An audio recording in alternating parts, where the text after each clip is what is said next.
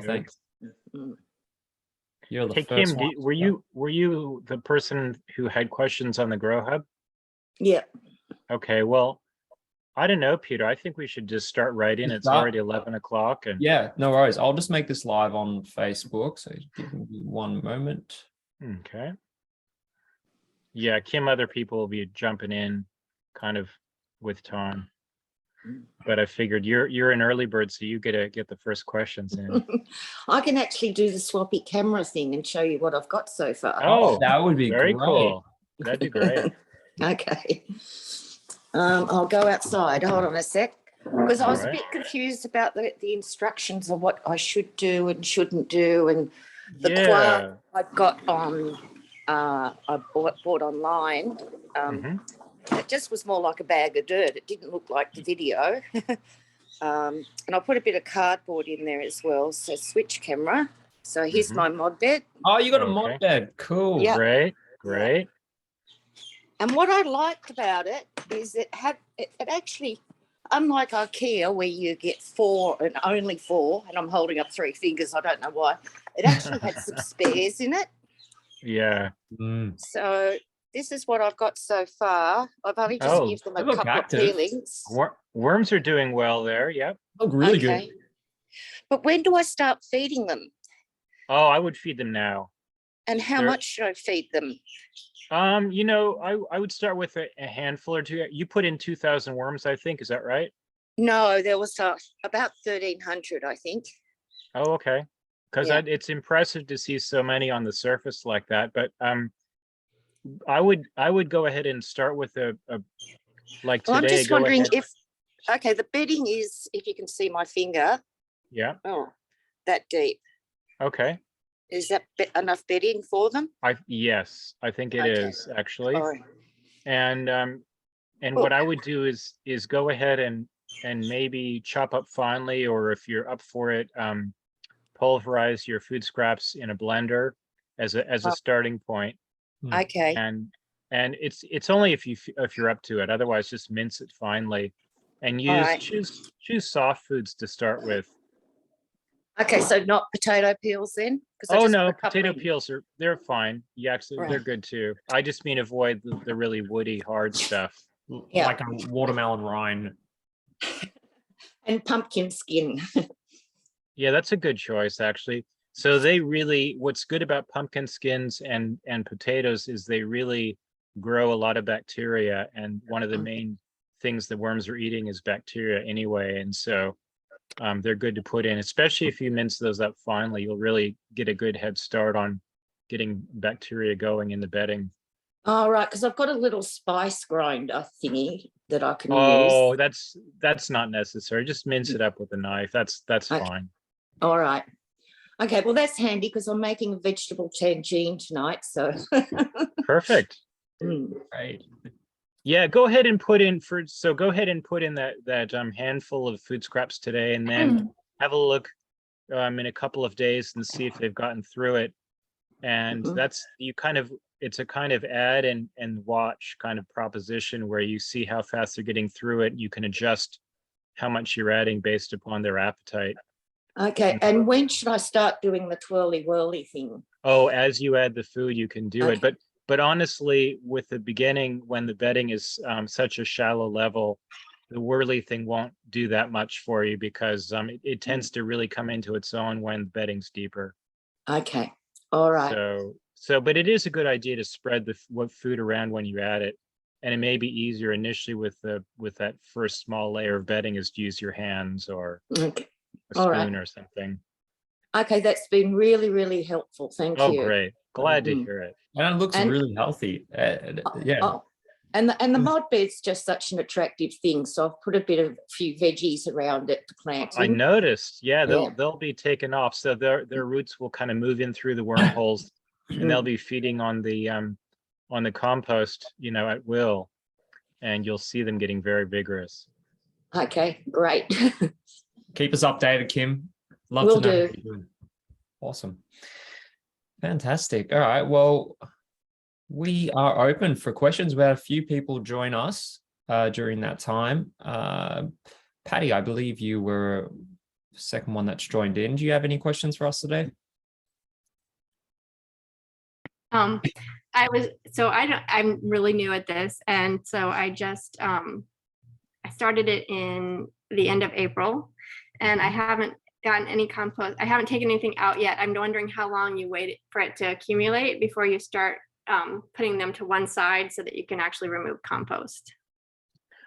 You know, it'll depend a little bit on the season and how much you're adding, and so that's why a volume kind of recommendation is the best way to gauge that. I would, if you're going to stop one side of feeding, I don't know, Peter, if you agree, I'd say at least half full before you would start it, and maybe 2/3 is even better.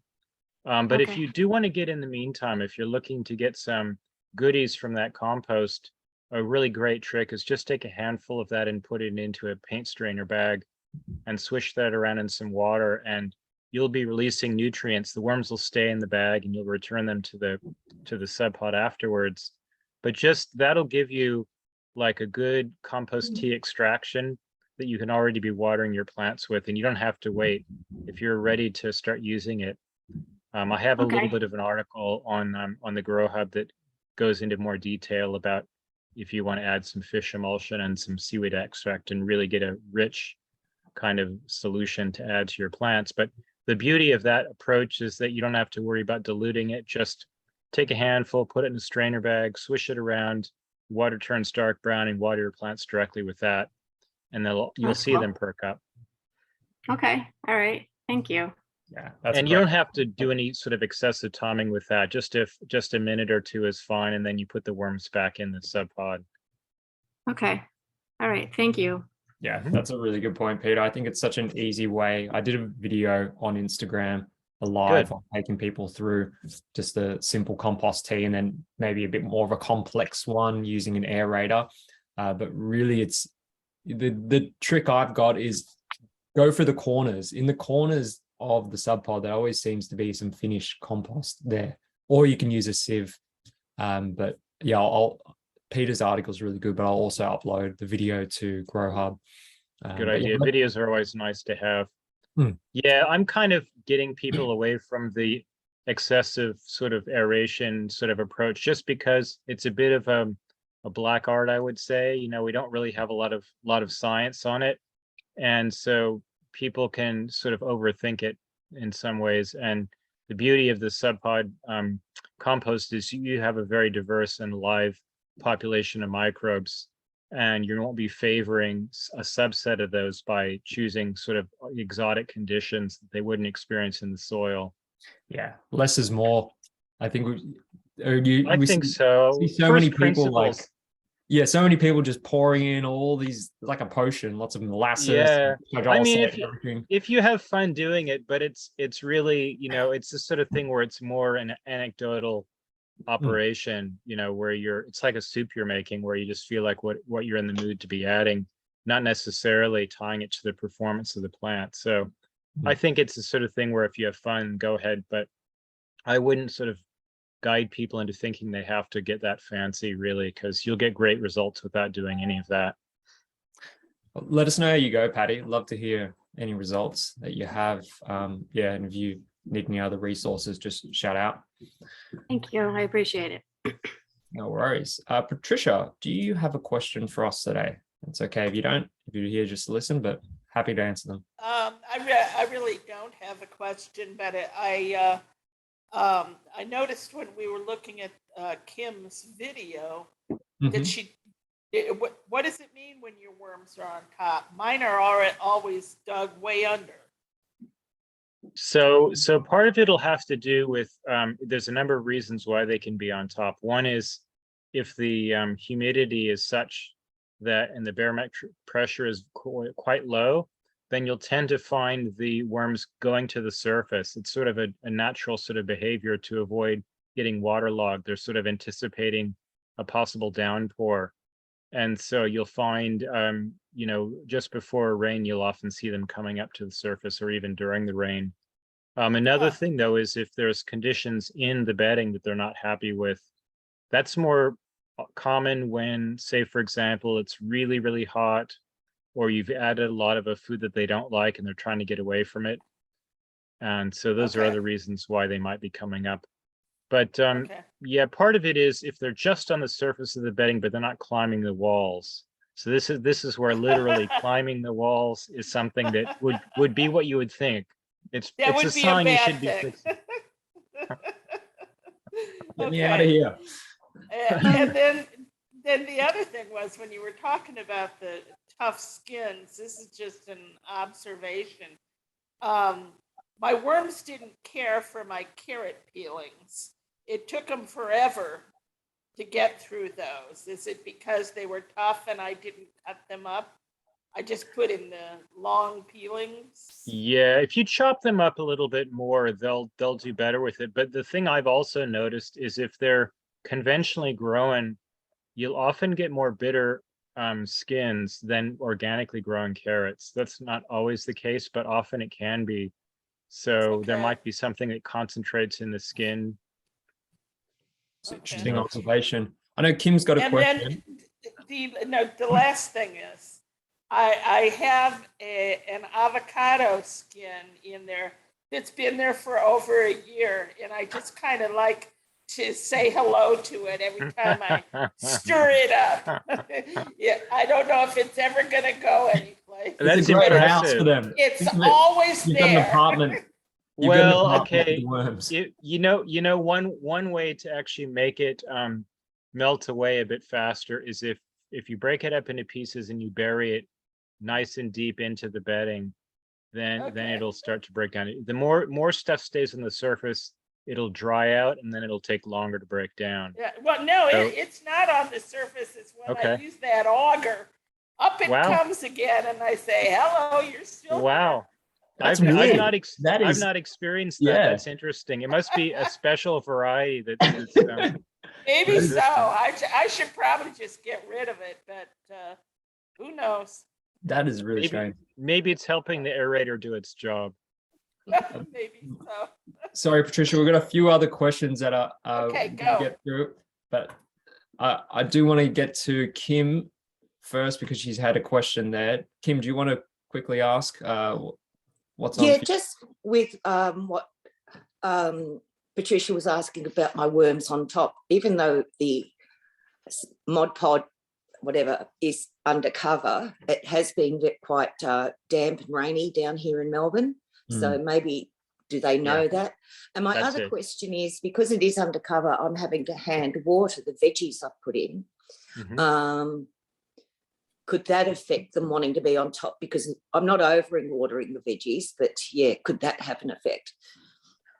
It probably not. It depends on how close you're watering to the wall of the subpod. So it could be that some of the water is going in. If you watered, say, in that boundary between the soil and the subpod, then some of that water will seep in and you could get wetter bedding inside the subpod, but nothing to be concerned about.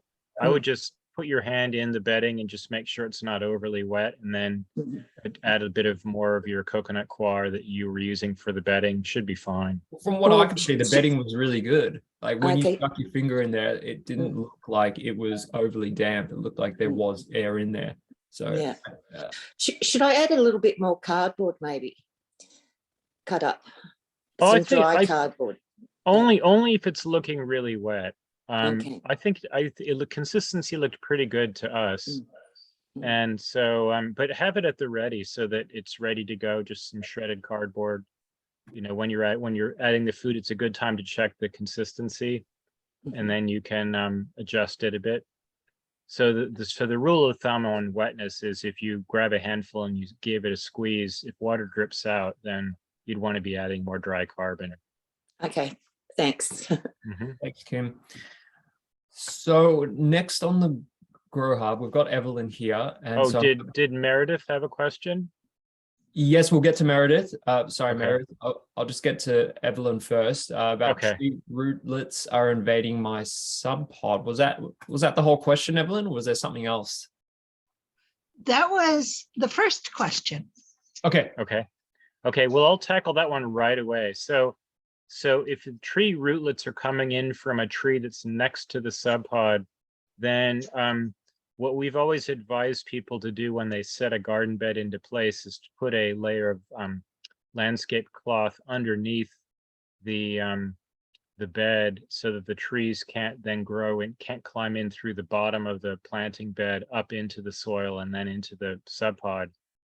So it's a bit tricky if you'd already had the bed in place. Is it the case you have a tree growing near the garden bed, or is this planted directly in the ground, your sub pod? The sub pod is planted in, I had to make an enclosure in Okay. order to and fill it with dirt in order to bury the sub pod, because the ground here is clay. It's like Okay. concrete Yeah, when yeah. it's dry. Okay. So the trees are on the other side of the fence, Mhm. which is probably 6 feet away from the bed. You'd be surprised. I mean, some they're- trees have this. Yeah. Yeah, these are a desert elm and they grow like Oh. weeds. I mean, Okay. they'll just grab anything that's available. I didn't even think about that. And Yes. of course, it's a little too late to put down a landscaping cloth. Well, But when I aerate, I rip them, or I kind Yes. of rip, Yeah. go through them, rip them a little, and yeah, that's really all you can do is prune them back as they come in through the walls, and then keep that up. It's sort of as long as it doesn't get away from you, you can keep doing that. That will work. On a sort of a more minor level, that happens all the time when you're growing plants, food plants in the kind of periphery around the sub pod, is their roots will grow in, and as you feed it and you stir the compost around, you break up the roots so you don't get this big dense mat of plant roots in the middle of your bedding. But you'll have to see with the desert elm, what'll probably happen is every time you prune those roots back, they'll get thicker right at that juncture. So over time, it'll get more work for you to be trimming them as they push through. right. Eventually, though, what you will have to do is bite the bullet and pull it out and put in some landscape cloth. But that will take care of it. Okay. They're coming in through the sides Yeah. of Well, the they've invaded the enclosure, so they probably came up through the bottom and they're all the way through the soil in your bed. And if you're planning to grow plants around the sub pod, they'll be stealing nutrients from the other plants. So at some point when you've got a bit of extra energy to do it, I would actually remove the sub pod, take out the soil, and then you could staple the landscape cloth to the inside of the bed and probably keep the roots out pretty well without having to actually pull the entire bed out. That might be what I'll have to do. I do have 2 very happy tomatoes growing in that enclosure. Good. Behind the sub pod, and I'm getting lots of little baby worms, so I think they're happy. Great. That's good to hear. Can I use shredded paper that has, printer ink on it? Yeah, just I mean, white. so it depends. So some papers are using these soy-based inks, and so generally, as long as they're not plastic-based inks, Right.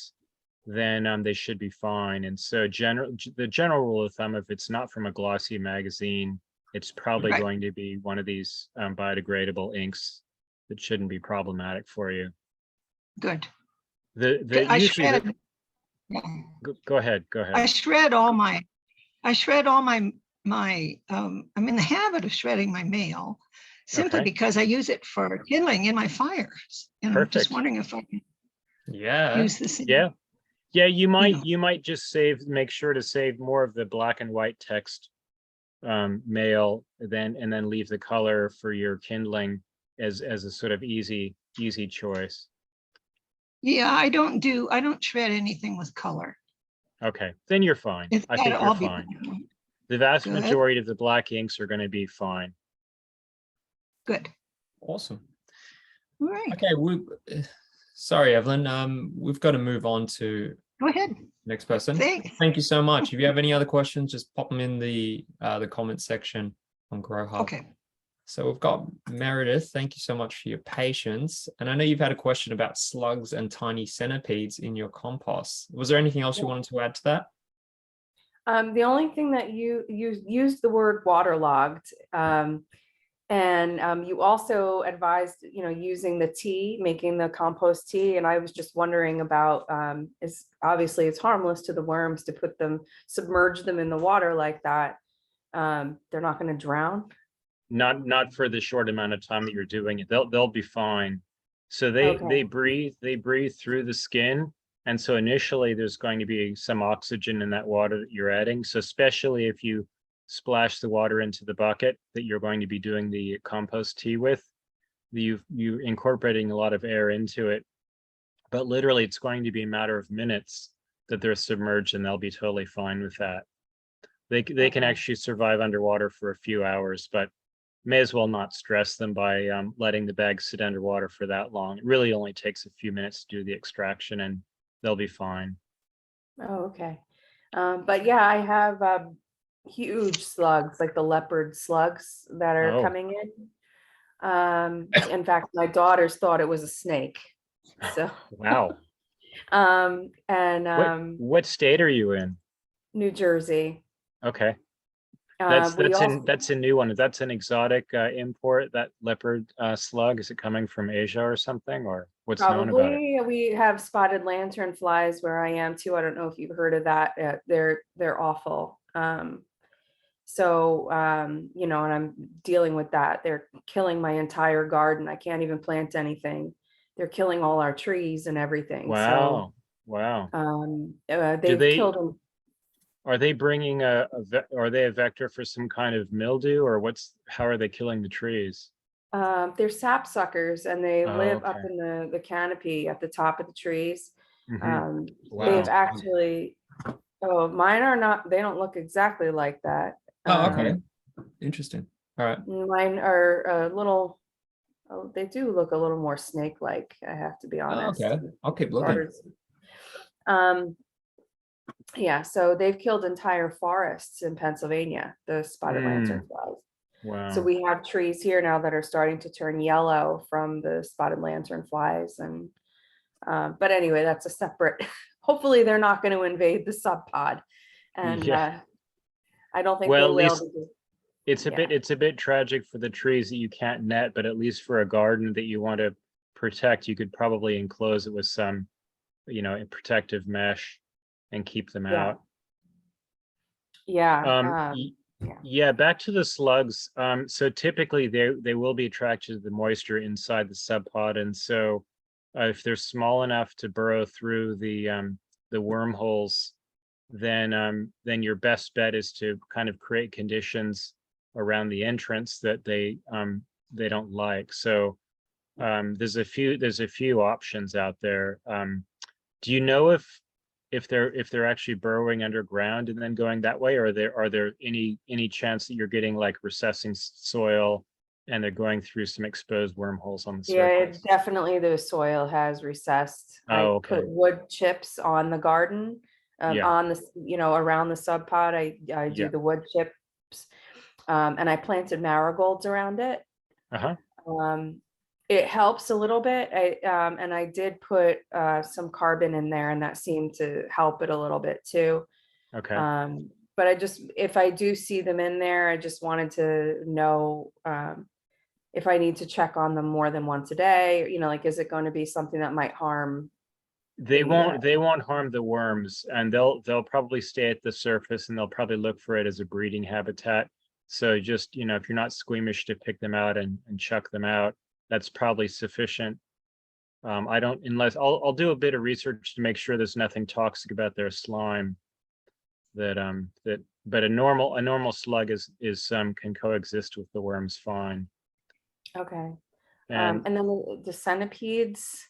Yeah, now that's a different story. So you're sure there's centipedes rather than millipedes? Do you know the difference? Okay, so the easy difference is there's a set of legs for every segment for a centipede.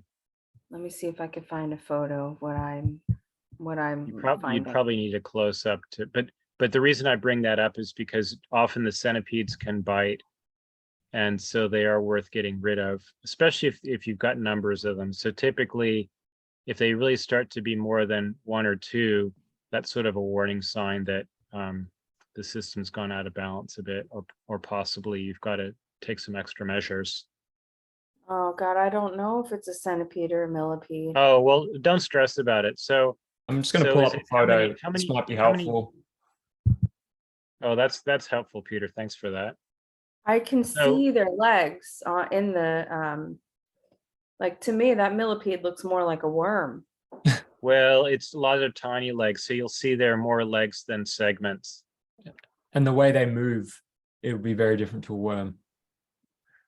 I mean, well, the centipede, they're like a tan color, and they look for the shade. They'll burrow as soon as I take the jute blanket off. Yeah. They go in there. They're small. They're okay. So one thing that they don't like is diatomaceous earth, which is it's a white powder that you can dust onto the worm blanket. If the worm blanket's dry, basically it'll act as a deterrent, because all these small insects get scraped by the rough surfaces of the diatomaceous earth, and it's harmless once it's gotten wet. So if any of it got into the bedding, the worms would not be affected by it. So if you sprinkle that on the blanket, in this case, I would, skip watering the blanket, or even better, have a second blanket on top of the one in contact with the bedding so that it stays dry, and then sprinkle that liberally with diatomaceous earth, and that creates a habitat that's not hospitable for beetles and centipedes and ants, things like that. Any insects with a hard exoskeleton. So exactly. So it really does deter them. You should be able to find that in your garden store, and if you I have you have some. Oh, cool. Great. Okay, so you use it on your plants sometimes. I do hydroponic gardening, so it helps with that. Oh, with like little mites and things that get on the plants. Yeah. Yeah, same principle here. So you could, if you had a second blanket that you could put on top of the first one, or you'd maybe find a way to sort of raise the blanket on top, so whatever you're using stays dry, so the diatomaceous earth is dry, and then it'll be active. Then it'll do its thing. Sorry, we just don't have that much time left, and I want to make sure I get to Patty. I do want to say though, before you leave, Meredith, that with the slugs, I have used beer traps in the past. I don't know if you heard of that, just getting a saucepan, putting a little bit of beer, and they end up getting attracted to it and drowning. So that was really helpful for me when I noticed there was a bigger population, but a couple here and there wasn't really a problem. But it's good you've got marigolds growing around there, because I don't imagine they'd be attracted to that and eat it. They avoid that. Yeah. But if you have any other questions, feel free to just pop them in Grow Hub, or just come back next week. Thank you. You're very welcome. We have a question from Patty. How do you know when to harvest compost? I've had my worms since May. That was me. We already went through that. Yeah, we did that. At the very start, I think. Oh, yeah. So, fantastic. Well, do we have Evelyn? Have we already got to you? Yep. Is there anybody else here? No, Evelyn, did you have a question? No, you answered it. Thank you. Oh, okay. Apologies. Okay. All right. Well, it looks like we got to everybody here. There was just a question on the Sub Pod Enthusiast page, which feel free if anybody wants to leave now. It's 11:30. But this was a great question, and there's a video as well, and it's also a bug related question. So I will screen share with you, and this is on the Facebook page. Can everyone see this? Yeah. Yep. So I'm just going to play that a couple of times. So the question is my compost too wet? We thought it'd be a good opportunity to actually talk about these little bugs as well. Yeah, Peter, do you want to share your thoughts on A, is it too wet, and B, what are these little bugs? It's often difficult to tell from a picture about the wetness unless you actually stuck your hand in it and gave it a squeeze. So my rule of thumb is the squeeze test. Basically, when you grab a handful of your compost, squeeze it. If a little water seeps between your fingers, that's fine. If it's dripping from your hand, that's too wet, and you'd want to add some dry carbon. But as to the small white kind of creatures in there, if they jump around, they're probably springtails. Springtails are a tiny arthropod that basically is a decomposer that you often find that's actually helping the worms break the food down, and so they're entirely a beneficial creature to have, helping break down the food waste in your system. The numbers will tend to amplify up if there's a bit more food than the worms can handle. So then they pick up the slack by breeding up. And oftentimes they'll be seasonal. So I notice in my system, I'll tend to find more of them in spring than in, say, winter or fall. And that's great. Peter's showing a picture of them. So they have a habit where they'll actually curl and flip off their tails and leap up about in the air. And so and you can see from those antennae on the front, that's how you can distinguish them from, say, some of the fruit fly larvae, which aren't nearly as active and tend to be a bit shorter as well. But both are harmless, actually. But just it's good to start getting to know what's in your sub pod and have some confidence about what to do with it. Awesome. So, well, fantastic. I think it's always good to get some bug questions, and I think we're going to work on maybe a bug dictionary encyclopedia slowly. Peter, is that right for Grow Hub? oh, like a common Yeah. bugs in your system? Well, I think we should have two categories. One is the invasive ones, kind of like the things to keep out of your subpod food wise. We can have the things to keep out of your subpod bug wise. And then the ones that are benign, that are actually friendly and helpful to the worm and the breakdown process. That's a good idea. So that might be worth, and maybe even a simple graphic. You and I can team up on that and come up with a collage of a visual for that. Wouldn't we have different bugs in Australia from the US? You would actually, and so, but the thing is, some of the simple soil organisms. There's general families that are worldwide, and so there will be particular individual differences between species, but there are some general, easily recognizable characteristics of classes of these that you either want to get, like for example, the centipede versus millipede. That's worldwide, and slugs worldwide, and ants. spiders, Ants we did one. Ants. Like we had fire ants in Texas where they were a little bit more resistant to moist conditions. So there will be some insects out there that won't apply by the rules, but the majority of them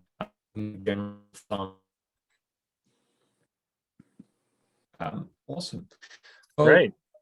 Yeah, I look forward to working on that. That'd be great. Fantastic. Well, thanks everybody for joining us today. And if you have any other questions, please just pop them in the Grow Hub. And really looking forward to